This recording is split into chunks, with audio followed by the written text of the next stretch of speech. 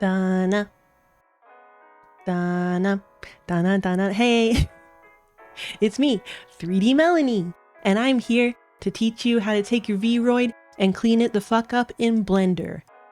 Why am I doing that? Well, if you've ever tried to export your VRoid and put it directly into something like VRChat, you've probably noticed that VRChat gets really mad about all your excess geometry and materials and bones that you probably have if you export it straight from VRoid. And that's because, VRoid is like super cool as a program. It can let you do a lot of customization without, knowing how to 3D rig and stuff, but it's not the most efficient program in terms of, geometry and all that stuff for the sake of, being accessible and whatnot. But a lot of the problems that it causes are quite easy to solve in Blender, and I think it's actually a pretty easy way to kind of introduce yourself to Blender if you've never really used it before. It's a good way to kind of like, one at a time introduce yourself to the concepts and eventually dig in way too deep and have a new hyperfixation like I do. So I wanted to, just kind of go through the different ways that you can use Blender to clean up your VRoid, make it run better for, like whatever use you need it for. And so let's do that. So here we have a recent VRoid that I made. This is my friend Kirsha Maraschino, and I did more of this in VRoid than I otherwise would have because I wanted to be able to use it as an example for this tutorial. There's still a few things like the hair that I kept in a way where I'm not quite happy with it yet, but I know it's going to be so much easier to do in Blender now that I know how Blender works and stuff. So, but it's mostly done. It's mostly the way that I want it. This is sufficiently done for VRChat shenanigans, but not done to my level of analness. So the first thing you need to do is make sure that you're choosing good export options. So let's go to export as VRM and see what we're looking at. So if you look up here, there's a few different options. It shows how many polygons you're going to be exporting to. So the first thing you want to make sure is that you delete transparent meshes. This is very important because otherwise you'll have a bunch of extra geometry with nothing on it because there's nothing drawn on it. You want to get rid of that shit. So be sure to check this. If we don't check it, you'll see that it almost immediately doubles the number of polygons that our thing is. So that's why you got to check it. As for edit hair cross section, that's actually newer. I don't know what that does. I'm not checking it, but maybe you could try checking it and see what it's like. If you do, maybe you'll like it. I don't know. I'm an expert. Got 176 bones. That's so many fucking bones. I'm gonna have to reduce those bones when I work with her hair rigging. But all this stuff, I'm not fucking with. Reduce materials. Now, the problem with reducing materials is that if you aren't careful, it'll make your materials sized for ants. It'll like make all of your materials into one teeny tiny thing.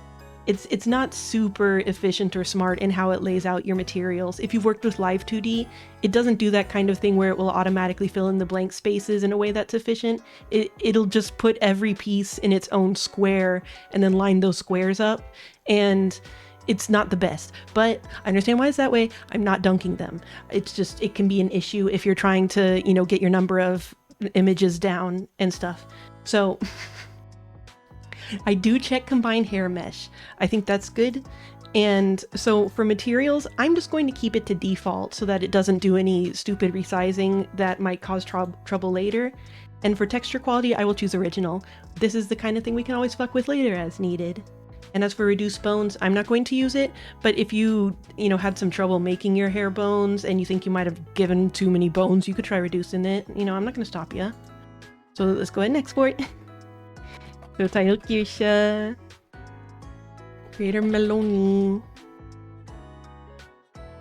I go and export it. So I'll be working in Blender 4.0. It's loading up right now. But in order to use Blender to edit VRMs, there is one add-on you're going to need to add. So this is the add-on you're going to need. I'll make sure to make a link to it, but it's the VRM add-on for Blender. It's very easy to find if you Google it also. And that's what will let you import and export VRMs in Blender. And so my version of Blender is 4.0, but there shouldn't be a huge difference depending on what version of Blender you have. Some things might be in slightly different places, but overall it's not like Unity where every freaking source that people give you, every tip that people give you breaks on the next version, and then nothing worked. It's not like that. This is why I'm trying to do this kind of tutorial, is to save you from trying to follow those tutorials about how to fix VRoid things in Unity, and it's horrible. So, oh yeah, I should probably also note that this model that I'm using right now, it did start as a VRoid. I've edited enough now that I don't think I'd be comfortable calling it a VRoid, but it's kind of an example of, like the kinds of stuff you can do if you learn how to use Blender to fuck with your VRoids. Like if I go into my UV editing, all of my things are on one texture. This is my texture, and I have 3 different materials. I only need 3. So it's just, like you can get it way more efficient. I'm getting out of order though. So once you have the add-on downloaded, you go to add-ons in preferences and you click install. And you just choose the zip file from wherever you downloaded it, and that will add it to your add-ons. Now, and one other add-on that you should definitely enable, you can see it comes with a bunch that aren't enabled by default. You want to enable loop tools. Loop tools is just, it makes so many things easier. You'll see as we work on stuff. It's good shit. Can you tell my monitor is over to the right where I'm seeing what my video looks like? Can you tell OBS is over to the right? Because I keep looking over to the right to see what it looks like. I'm starting a new Blender file. I'm just going to select this cube, delete, and we go to File, Import, and if you've got the VRM add-on, it'll have VRM as an option right there. And so you just go to wherever you exported your VRM to. Here's my Kirsha. And it'll think about it for a sec. Bebop boop. It might think about it for a little while depending on how complex your VRoid is, so don't get scared. It might just take a little doing to think about it. Boom. So, basic controls. Mouse wheel, zoom in and out. If you hold down the mouse wheel and just move it around, it'll pan. And if you hold down the mouse wheel and click shift, you pan like this. And there's different ways that you can set up the controls, but that's kind of what it defaults to. There's a lot of mouse wheel based camera movement. Blah, blah, blah, blah, blah, blah, blah, blah, blah, blah. Future Melanie cutting in real quick. In terms of looking around, it's also very important to know that using your numpad will go to different positions. So 1 goes to a straight on view, and 3 is a side view. And what are the other big ones I use? 7, top down view. I forget what some of the other mid ones do, but also like if you hit 1 and then 9, or 3 and then 9, it will reverse. So like if you want to see the exact bottom, you hit 7 and then 9, and you see the peaks. So yeah, those are the numpads I tend to use a lot. 1, 3, 7, and 9. As you can see, as we import this, there's a lot of bones. A lot of these will not do anything. They're set up for different things, or they might be attached to part of your clothes that ended up not being used because of, your meshes just had invisible stuff there, and so they don't actually control anything. So there's a good chance that you'll have a lot of bones that you can just delete. But you want to be careful, obviously, because you don't want to delete any bones that you actually need. So let's start with that as a step 1. Let's just get right into it. A good way that we can keep track of how we're doing in terms of making our little girl more efficient is if you check statistics. You can see here, we're starting out with 64 wait a second. 64,000 triangles. 36,000 triangles. What the fuck? Oh, that might be because of the outline. Because the thing is that the outlines, you can notice I don't use any outlines on my model. Outlines will double your poly count basically because the outline is just a second copy of the model that's got like different things going on.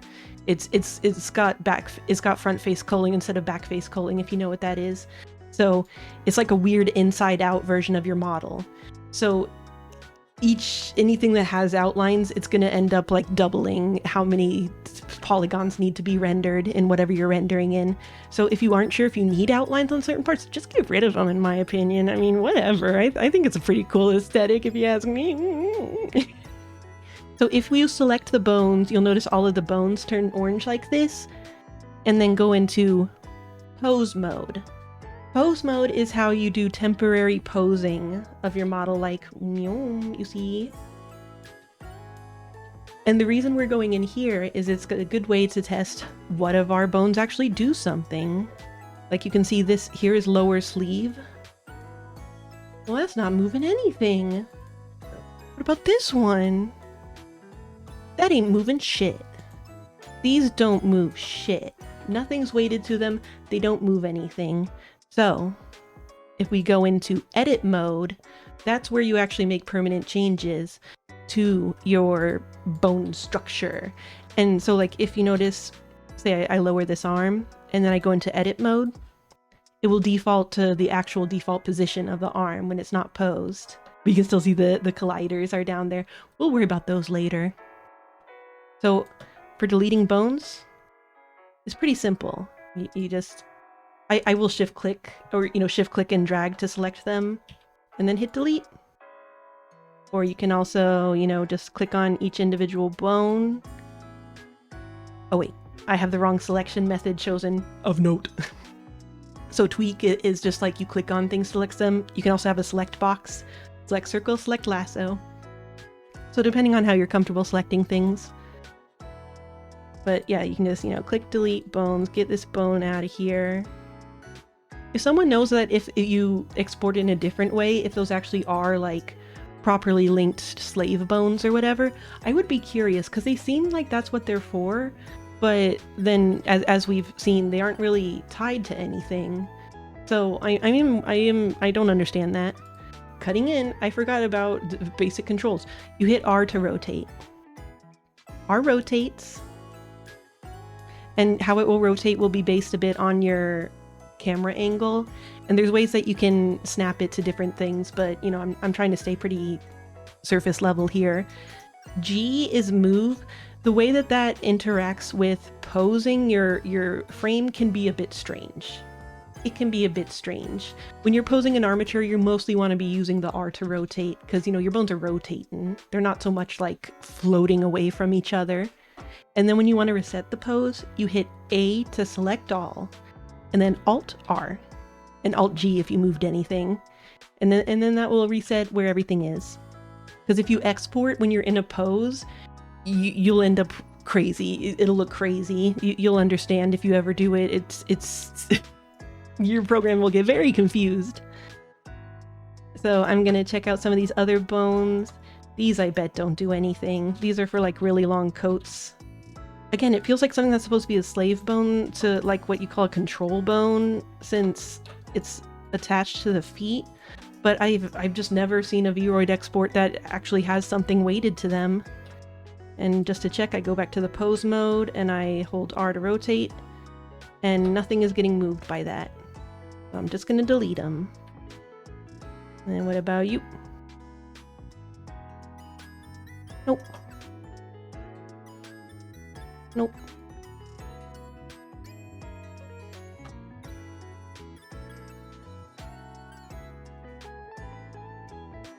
Now, the root bone, this big one, from what I've heard, it's mostly for MMD models. So if you think you might want to convert your VRoid into an MMD model for dancing, you probably want to leave it there. But for the sake of things like Warudo, or VR chat, it basically could not exist. You could delete it if you need to, but I'm going to keep it there because it ain't hurt nobody. Fucking boob bones. Silly boob bones. Something you do need to be careful about is what's called leaf bones. So you might notice if I turn this moves this part of the skirt. This doesn't seem to move any part of the skirt. You don't want to delete it though. Leaf bones are it's like a whole thing where sometimes programs will get confused on where exactly something is if it doesn't have a leaf bone coming off of it, and your physics might not work. So if you've ever like deleted one of these seemingly extra bones and your physics was suddenly broken, that's why, because it was missing a leaf bone to kind of define what direction it's going in. What the fuck are these? Now the way that this thing is laid out is mysteries to me. Wait. Pose mode. What are you doing? Okay, you do something. What about you? You also do things.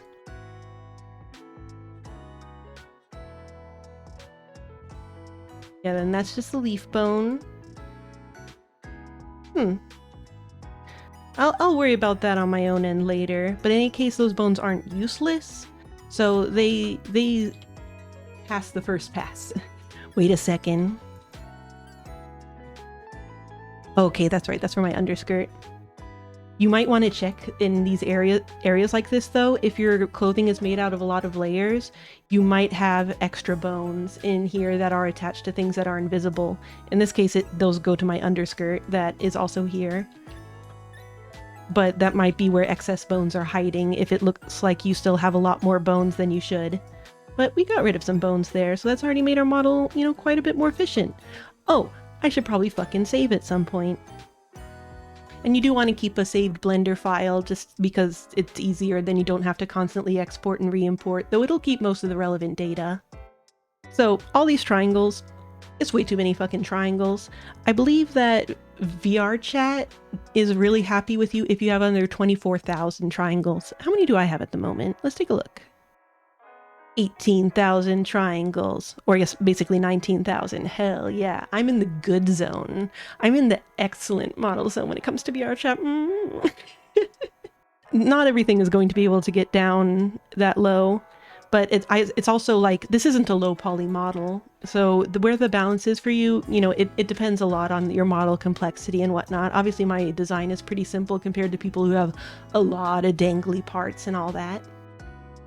Let's start seeing how to get rid of some of them triangles. So depending on how it exported, these parts will be separated into different objects. I'm just pressing G to move it around to take a look at it. So it used to separate these into more objects, but now it seems to be consolidating them, which is good. It's good to have fewer things. But so you've got your body and back of head and neck. And then you've got like your face plate. And then you've got all your hair. And those are the three major objects that it's made. The fact that they separate the neck from the rest of the face, I assume it's like a blend shape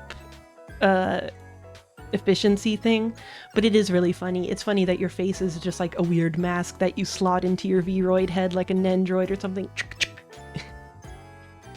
So let's go look at these meshes, shall we?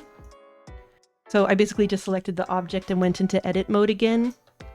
And so what this will look like will depend a lot on what your outfit is like in VRoid. You're going to have more geometry if you have more overlapping parts that were used to create it, you know, like jackets and accessories and all that stuff. So it's going to be hard to edit any of these when we can see all of them. So we're going to need to hide some of them. So what you can do is if you click on a part and then hit L, it will select everything that's directly attached to it, and then you can hit H to hide it. And I'm just going to go ahead and do that.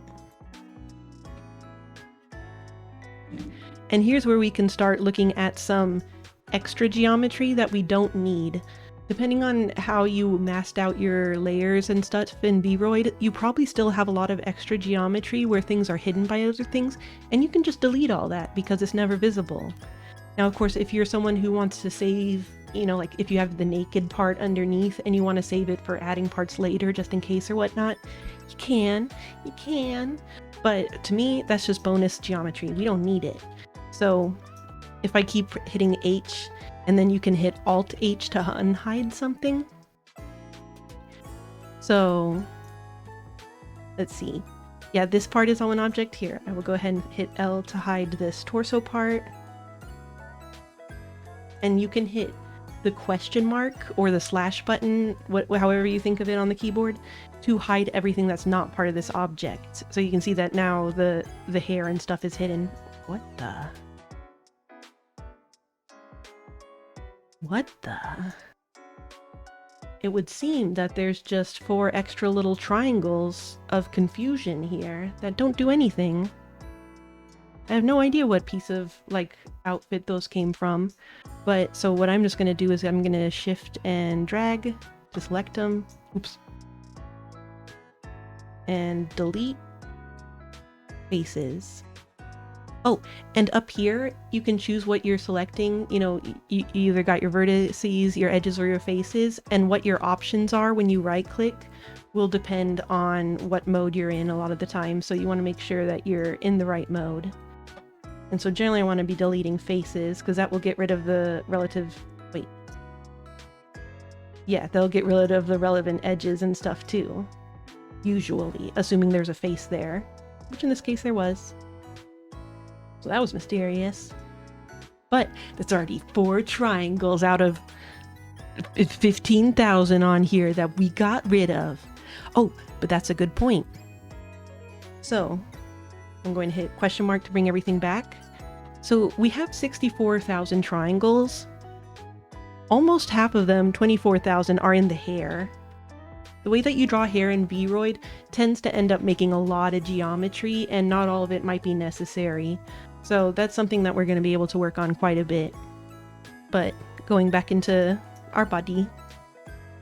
So over here are some very useful options. This lets you turn off all of the, wireframe and stuff, so you can just see how your model actually looks. And over here, this is X-ray mode, which, can end up very visually busy, but it lets you see through your model, which is important when trying to select everything. If you want to be selecting all the stuff that's behind the geometry that you see, you definitely want to be in X-ray mode. And then these are different ways of rendering. You've got wireframe, which is very scary with X-ray mode on. Just wireframe. You've got, what do you call this mode? Viewport shading. You can see it's just like, it's as if you didn't have any texturing on your model. It's just like the model geometry, and you can see how it's kind of shaded based on the normals. And then this is what you'll generally, this is your like generic view. And then this is the shaded view, and how accurate it is to how your shit looks might depend on various things. So I'm gonna go in here. I'm gonna turn on my X-ray view, and I'm just gonna delete up to like here. So I selected it with, shift select, and I'm gonna delete faces. Oh, wait. Ah, and here I'm seeing even more. Wait, let's hide this sleeve. Let's hide this sleeve. Look at that. This is all skin that I don't need.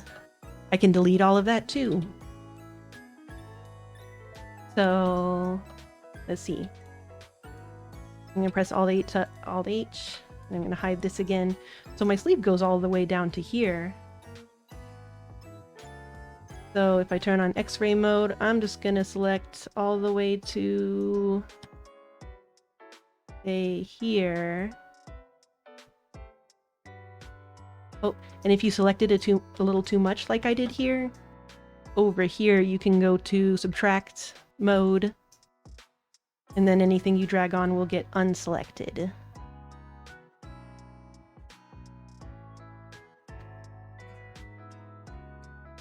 There, nice and clean. Then I'll Alt-H to make sure I didn't delete too much. Nope. That's fine. And so I'll keep doing that for various parts. I'll just hide parts, see what's under them, see if it's actually stuff that I need, or if it's stuff that you will literally never be able to see, and I will get rid of the stuff that you will never be able to see. And now there's another really easy step you can do to get rid of a lot of vertices that you want to be a little careful on. But so if you noticed when I pressed L here, it separated this from this, even though it looks like when you zoom in, it looks like they attach. That's because for the sake of how VRoid exports things, keep certain parts separate that, you know, are like actually attached, but in the model they're not like this, so that I think it's to make it easier to work on them separately or something, or it's just kind of how it ended up. I don't know. But in any case, if you're okay with those things being connected, you know, like you don't think it's more convenient if they're separate for some reason, you can go to mesh. Well, here, I'm going to go ahead and select everything. I'm going to go to mesh, cleanup, merge by distance. And then you'll see it removed 1,096 vertices. And the default setting for merge by distance is incredibly close. You don't want to go too high because, you know, it gets a little less discerning. But so now that now if I click this and press L, these things are now one object. It's merged all of those little parts that were actually two separate pieces, and it is basically stitched them together. So now that anything that was overlapping is actually one vertex.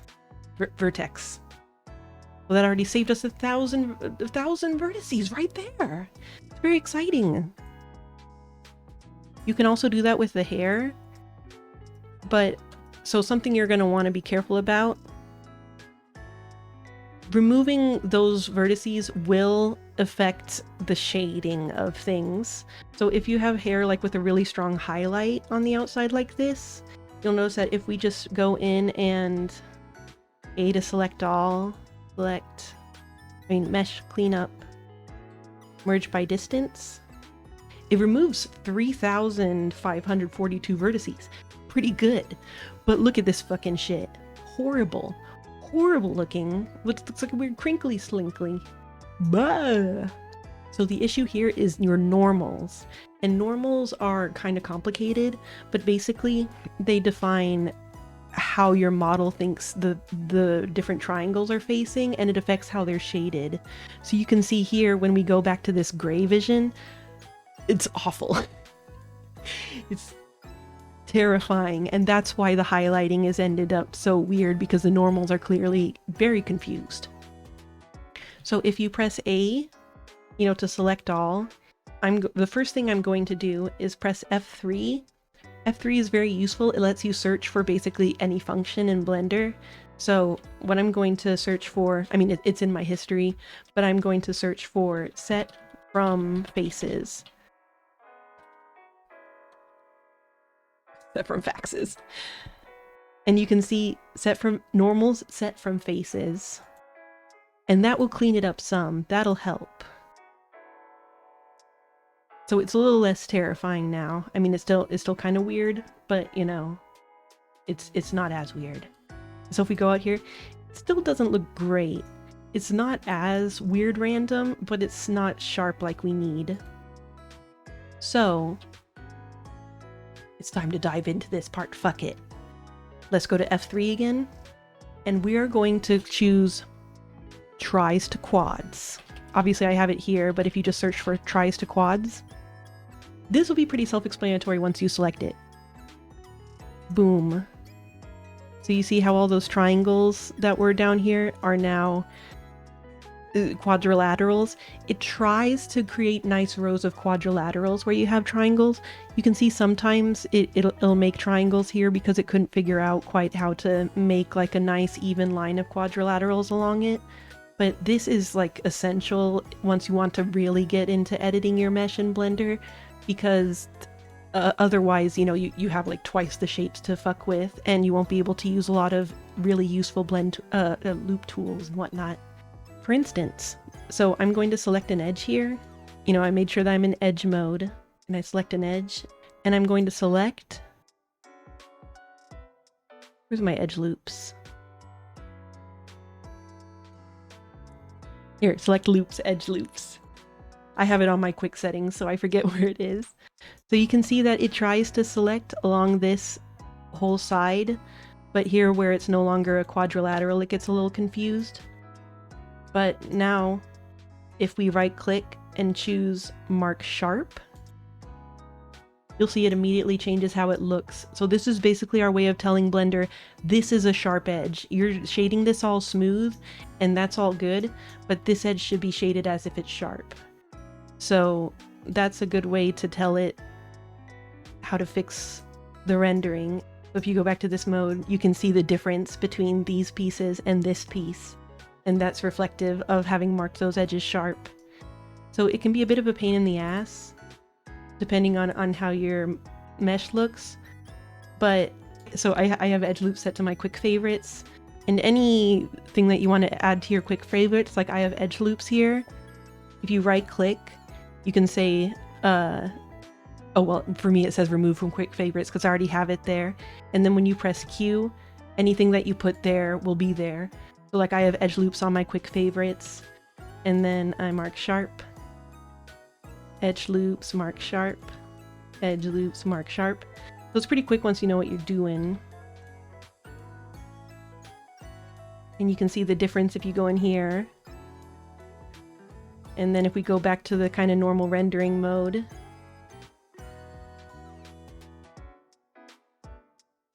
it'll be a little more kind of what we'd expect it to. You can see it's on the edges there. And so if you can't get it to look the way you'd like with the highlights after combining those, you might want to save that for later. But again, like it saves so many triangles to go ahead and, you know, merge by distance them. So if you can get the highlights looking how you like with them merged like that, it's definitely worth doing. It'll save you a lot of geometry. So I'll come back to that later on my end. Now, we did do that tries to quads. I do want to warn that if you're working from a VRoid like this, there are some cases where switching from tries to quads will fuck up your textures along where seams were in VRoid. Let's see if I can find a place that gets weird like that from tries to quadsing this. Aha, like right here. You can see right here we have this weird looking thing. Here, wait, let me hide these colliders. So many colliders. I hide them. I hide them. I'm gonna hide the armature too. Get out of here. There, now I'm just looking at my lovely geometry. So yeah, this is a sign that something's gotten fucked up. If I undo the tries to quads, you can see it's no longer fucked up. So what happened